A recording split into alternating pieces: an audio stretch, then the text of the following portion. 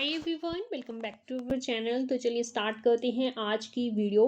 First question है हमारा, Albert Bandura is associated with which of following. आपको नीचे थ्योरीज दी हुई हैं, 4 ऑप्शंस आपको दिए हुए हैं। आपने बताना है कि किस थ्योरी से एल्बर्ट पेंडुरा जो हैं वो संबंधित हैं। मीन्स आपको बताना है एल्बर्ट पेंडुरा के द्वारा जो है वो कौन सी थ्योरी दी गई है। ऑप्शंस हैं कॉग्निटिव डेवलपमेंट थ्योरी, ये थ्योरी जीन पियाजे के द्वारा दी गई थी जिसमें उन्होंने चाइल्ड की डेवलपमेंट की स्टेजेस बताई हैं। तो यहाँ पे ऑप्शन ए जो है वो आपका गलत हो जाता है। सेकंड ऑप्शन है बिहेवियरल थ्योरी। बिहेवियरल थ्योरी जो है उसमें सबसे पहले नाम आता है जेबी वॉटसन का, जो कि बिहेवियर के फादर भी कहे जाते हैं। इसके अलावा स्किनर, पेब्लॉव, थोंडाइक, इन सभी ने बिहेवियरल की थ्योरी ही दी है। तो ये ऑप्शन भी गलत हो जाता है। थर्ड ऑप्शन है साइकोसेक्सुअल डेवलपमेंट। तो ये जो डेवलपमेंट की स्टेजेस हैं साइकोसेक्सुअल की, ये सिगमंड फ्राइड के द्वारा दी गई हैं। थर्ड ऑप्शन भी हमारा गलत हो जाता है। फोर्थ ऑप्शन हमारा सही होगा social learning theory. Social learning theory जो है वो एल्बर्ट बेंडूरा के द्वारा दी गई है। इनके अकॉर्डिंग लर्निंग जो है वो लोगों में ऑब्जर्वेशन और इमिटेशन से आती है। कोई भी नया बिहेवियर, कोई नई चीज़ अगर पर्सन सीखना चाहता है तो वो ऑब्जर्विंग और दूसरों को इमिटेट करके सीख सकता है। क्या की पॉइंट रहे हैं और किस तरह से क्वेश्चन इस क्वेश्चन से रिलेटेड पूछे जाते हैं एग्जाम में, तो मैं आपको बता दूं कि एल्बर्ट बंडूरा ने जो एक्सपेरिमेंट किया था वहां से भी क्वेश्चन बनते हैं कि इनका एक्सपेरिमेंट जो है वो किस पे डिपेंड है, किस पे बेस्ड है। इन्होंने अपने एक्सपेरिमेंट में जो है वो बोबोडोल का यूज़ किया था। तो यहाँ से क्वेश्चन बोबोडोल से रिलेटेड बनता है कि किसने जो है अपने एक्सपेरिमेंट में बोबोडोल का यूज़ किया है, तो वो भी एल्बर्ट बेंडूरा हैं। वहाँ पे उन्होंने ये शो किया है बोबोडोल यूज़ करके कि बच्चे जो हैं वो उन्हें बड़ों से इन्फ्लुएंस होते हैं जो उनके आसपास रहते हैं और उन्हें ऑब्जर्व करते हैं, उन्हीं से सीखते हैं। इसके साथ साथ एक और क्वेश्चन जो है वो बनता है एल्बर्ट बेंडूरा की थ्योरी से related, that is modelling. Modelling का कॉन्सेप्ट जो है वो किस साइकोलॉजिस्ट ने दिया है, तो ये भी एल्बर्ट बेंडूरा के द्वारा दिया गया है। इसमें उन्होंने कहा है कि मॉडलिंग जो है concept that is related to imitating other, कि पर्सन जो है वो दूसरों को इमिटेट करके सीख सकता है। तो यहाँ पे जो इंपॉर्टेंट पॉइंट्स क्वेश्चन से रिलेटेड थे वो मैंने आपको बता दिए। चलिए अगला प्रश्न देख लेते हैं। Consolidation theory explains which of the following. Consolidation theory जो है वो किसे एक्सप्लेन करती है?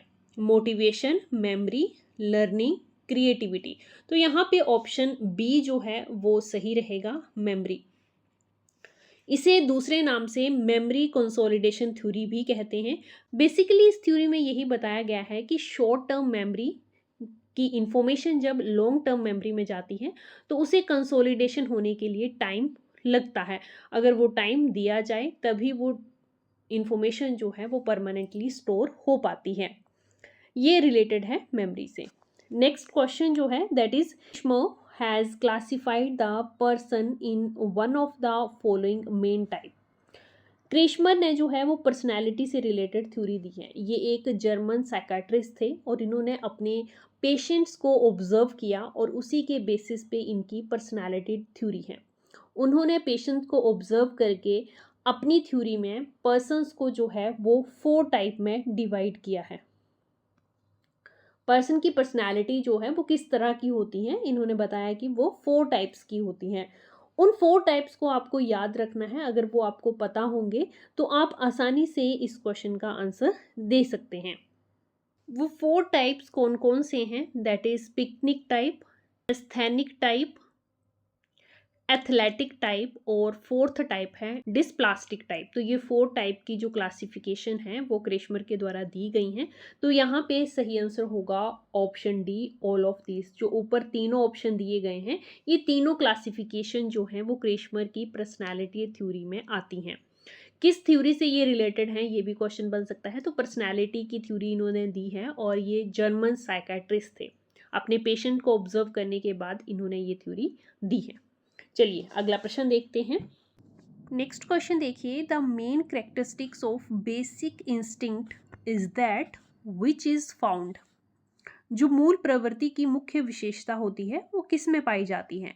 ऑप्शंस हैं केवल चूहे और बिल्लियों में, केवल कलाकारों में, केवल मनुष्य में या फिर सभी प्राणियों में, और ये जन्मजात होती है और नेचुरल होती है, प्राकृतिक होती है। तो जो बेसिक इंस्टिंक्ट की करेक्टरिस्टिक्स हैं, उनकी मुख्य विशेषताएं हैं, वो सभी प्राणियों में पाई जाती हैं और ये जन्मजात और प्राकृतिक होती हैं। तो यहाँ पे डी ऑप्शन जो है वो सही आंसर है। नेक्स्ट क्वेश्चन है, Rorschach ink blot test is use to measure which of the following. Rorschach ink blot test जो है वो किसे मेजर करने के लिए यूज किया जाता है? Aptitude, personality, intelligence, interest. तो यहाँ पे सही आंसर होगा ऑप्शन बी, पर्सनैलिटी। पर्सनैलिटी को मेजर करने के लिए रोशाक इंक ब्लॉक टेस्ट यूज किया जाता है। रोशाक के द्वारा जो है ये इंक ब्लॉक टेस्ट इवेंट किया गया था और ये एक स्विस साइकोलॉजिस्ट है। स्विस साइकोलॉजिस्ट मीन्स ये स्विट्जरलैंड के रहने वाले हैं और इन्होंने ये टेस्ट जो है वो 1921 में इन्वेंट किया था। ईयर भी याद रखिएगा। पर्सनैलिटी को मेजर करता है और ये किस तरह का टेस्ट है? जैसे पर्सनैलिटी में आपको पता है 2 टाइप के होते हैं, self report test and second is projective type test. तो जो ये रोशाक इंक ब्लॉक टेस्ट है ये प्रोजेक्टिव टाइप का टेस्ट होता है। कब इन्वेंट किया गया था, किसने इन्वेंट किया और इस टेस्ट से क्या मेजर किया जाता है, ये सारी बातें आपको ध्यान रखनी है। अगला प्रश्न देखते हैं, mirror drawing test is use to measure. Mirror drawing test ये किस लिए यूज किया जाता है? ऑप्शंस हैं transfer of learning, rate of learning, creativity, interest. तो यहाँ पे सही आंसर होगा option A, transfer of learning. Mirror drawing test जो है वो लर्निंग के ट्रांसफर के लिए यूज किया जाता है। चलिए थोड़ा डिटेल में इस क्वेश्चन के बारे में देखते हैं। मिरर ड्राइंग टेस्ट जो है पर्सन की एबिलिटी असेस करता है जिसके थ्रू वो अपनी आई और हैंड में कोऑर्डिनेट इस्टेब्लिश कर सके। ये विजुअल और मोटर टास्क होता है। इसके द्वारा जो है, इस टेस्ट के द्वारा जो है वो मोटर लर्निंग और आई हैंड कोऑर्डिनेशन जो है वो स्टडी किया जाता है। इसका दूसरा नाम जो है वो मिरर ट्रेसिंग टेस्ट भी है। तो ट्रांसफर ऑफ लर्निंग के लिए यूज किया जाता है, तो यहाँ पे ए ऑप्शन सही आंसर रहेगा। नेक्स्ट क्वेश्चन है, विच IQ range is called the trainable IQ level of mentally retarded children. यहाँ पे आपको IQ रेंज बतानी है जो कि ट्रेनेबल IQ लेवल में आती है मेंटली रिटार्डेड चिल्ड्रंस के लिए। तो पहला कॉन्सेप्ट जो आपको यहाँ से क्लियर करना है कि मेंटली रिटार्डेशन जो है वो 4 टाइप में डिवाइड की गई है, बट यहाँ पे उनकी IQ रेंज नहीं पूछी गई है। आपको ये बताना है कि कौन सी IQ रेंज जो है वो ट्रेनेबल कैटेगरी में आती है। तो फर्दर 4 टाइप में जो मेंटल रिटार्डेशन डिवाइड की गई है वो आपको पता होना चाहिए, माइल्ड, मॉडरेटेड, सीवियर और प्रोफाउंडेड। तो जो मॉडरेटेड मेंटल रिटार्डेशन होती है उस रेंज को ट्रेनेबल IQ लेवल में रखा गया है। वो रेंज होती है 35 to 50 के बीच में। यहाँ पे ऑप्शंस में 35 से 50 के बीच नहीं है, ऑप्शन यहाँ पे है 36 to 49। तो यही रेंज जो है वो ट्रेनेबल मेंटल रिटार्डेशन में आएगी। यहाँ पे हमारा ए ऑप्शन जो है वो सही आंसर होगा। अदर जो मेंटल रिटार्डेशन के लेवल हैं उनके बारे में भी आपको पता होना चाहिए। जैसे जो फर्स्ट लेवल है माइल्ड रिटार्डेशन का, जिसकी IQ रेंज होती है 50 से 70 के बीच में, कौन से एजुकेटर्स में ये रखा जाता है? तो इसे एजुकेबल मेंटली रिटार्डेड में रखा जाता है। मॉडरेटेड की बात हमने कर ली है, क्वेश्चन में ही पूछा गया था। और सीवियर और प्रोफाउंड की अगर बात करें तो ये कुस्टोडियल मेंटली रिटार्डेड कैटेगरी में रखा जाता है। IQ लेवल जो है वो आपको हर लेवल का पता होना चाहिए, IQ रेंज जो है वो हर लेवल की पता होनी चाहिए और उससे रिलेटेड जो एजुकेटर्स हैं, किस फील्ड में रखे गए हैं एजुकेटर की, वो भी पता होना चाहिए।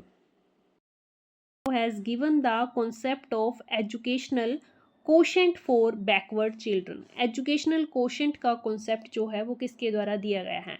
तो ये कॉन्सेप्ट जो है वो सीरियल बंट के द्वारा दिया गया है। बी ऑप्शन यहाँ पे करेक्ट आंसर रहेगा। उनका मानना था कि जो बैकवर्ड चिल्ड्रंस होते हैं उनकी प्रॉब्लम्स सोशली और एजुकेशनली दोनों तरफ से होती हैं, और बैकवर्डनेस जो है वो फिजिकली, इमोशनली, सोशल या फिर इंटेलेक्चुअली हर टाइप की हो सकती है। अब यहाँ पे इन्होंने एजुकेशनल कोशेंट का कॉन्सेप्ट दिया है, तो इसका क्या फॉर्मूला रहता है और इसके बारे में क्या और इम्पोर्टेंट पॉइंट्स इन्होंने बताए हैं वो आपको पता होने चाहिए। तो सबसे पहले बात कर लेते हैं एजुकेशनल कोशेंट का फॉर्मूला क्या है। एजुकेशनल कोशेंट का फॉर्मूला जो है वो रहता है EQ, इसे शॉर्ट में कहते हैं। EQ is equal to EA, that is educational age upon CA। CA means chronological age into 100।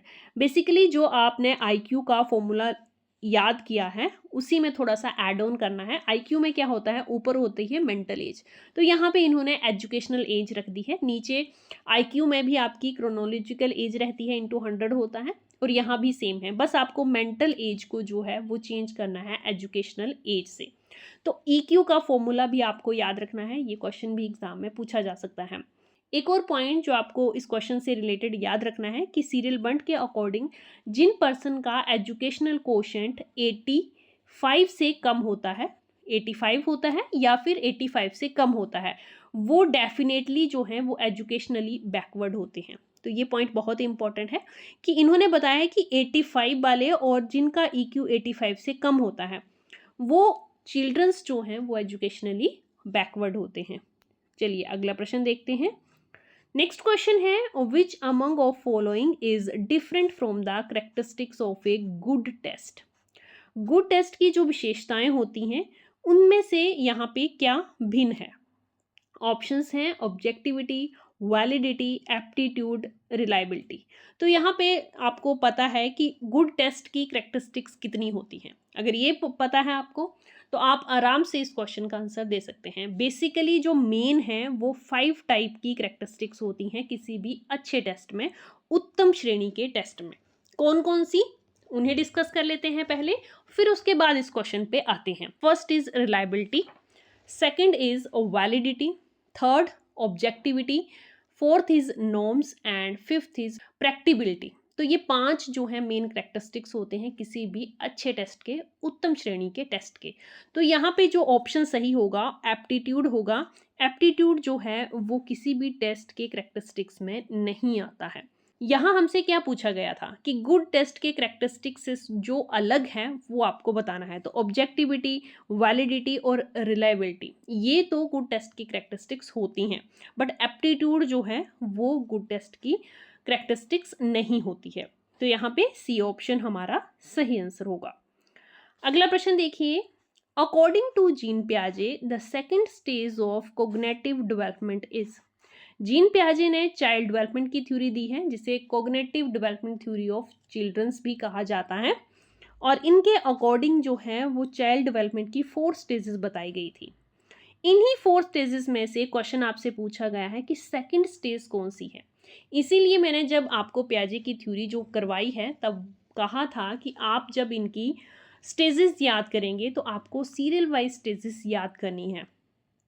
First stage कौन सी है, सेकंड कौन सी है, लास्ट कौन सी है, ये पता होनी चाहिए। 4 स्टेजेस हैं, उनके नाम लर्न करने से कुछ नहीं होगा, उन्हें सीरियल वाइज भी याद करना है और क्या कैरेक्टरिस्टिक्स हर एक स्टेज में रही हैं चिल्ड्रंस की वो पता होनी चाहिए। तो यहाँ पे सेकंड स्टेज पूछी हुई है, तो सेकंड स्टेज जो होती है वो होती है प्री ऑपरेशनल स्टेज। यहाँ पे A ऑप्शन जो है वो सही आंसर होगा। फर्स्ट स्टेज कौन सी होती है, फर्स्ट होती है sensory motor stage, second pre operational, third होती है आपकी कॉन्क्रीट ऑपरेशनल स्टेज, और सबसे लास्ट जो होती है दैट इज फोर्थ स्टेज होती है फॉर्मल ऑपरेशंस स्टेज। तो ये चारों स्टेज जो हैं वो आपको याद होनी चाहिए और इनसे रिलेटेड एज भी आपको लर्न रखनी है। आपसे मेरा क्वेश्चन ये है, आप मुझे बताएंगे कि सेकंड स्टेज जो है प्री ऑपरेशनल स्टेज, ये जो है वो किस एज से रिलेटेड है। ये नेक्स्ट एंड लास्ट क्वेश्चन है वीडियो का। अगर आप इस सीरीज से रिलेटेड अदर वीडियोस देखना चाहती हैं तो आप हमारी प्लेलिस्ट पे विजिट कर सकते हैं, और साथ में ही वीडियो के एंड में मैं वो प्लेलिस्ट भी ऐड कर दूंगी। आप उस प्लेलिस्ट पे क्लिक करके भी उस प्लेलिस्ट को देख सकते हैं। अभी तक हमने जितनी भी वीडियोस इस MCQ सीरीज में बनाई हैं वहाँ पे हर एक वीडियो के हर एक क्वेश्चन को बहुत अच्छे से एक्सप्लेन किया है। डेफिनेटली वो आपके टेट एग्ज़ाम में हेल्पफुल होगा। और अगर आपको हमारी वीडियोस पसंद आ रही हैं तो लाइक ज़रूर कर दें। चलिए क्वेश्चन देखते हैं। The right to free and compulsory education for children between the age gap of 6 to 14 has been included in Indian Constitution as। बच्चों को जो 6 से 14 वर्ष की आयु के बीच निशुल्क और अनिवार्य शिक्षा का अधिकार हमारे भारतीय संविधान ने दिया है, वो किस अनुच्छेद में शामिल किया गया है, ये क्वेश्चन पूछा गया है। तो ऑप्शंस आपके पास हैं article 15, article 45, article 21A, article 26। तो यहाँ पे आपको सही आंसर बताना है कि किस आर्टिकल में जो है ये अधिकार, शिक्षा का अधिकार बच्चों को दिया गया है। निशुल्क और अनिवार्य शिक्षा का अधिकार जो है वो बच्चों को अनुच्छेद 21A के अकॉर्डिंग दिया गया है। तो यहाँ पे सी ऑप्शन जो है वो हमारा करेक्ट आंसर होगा। आई होप ये वीडियो आपके लिए हेल्पफुल रही होगी, और अगर आपको वीडियो पसंद आई हो तो लाइक ज़रूर कर दें। Thanks for watching.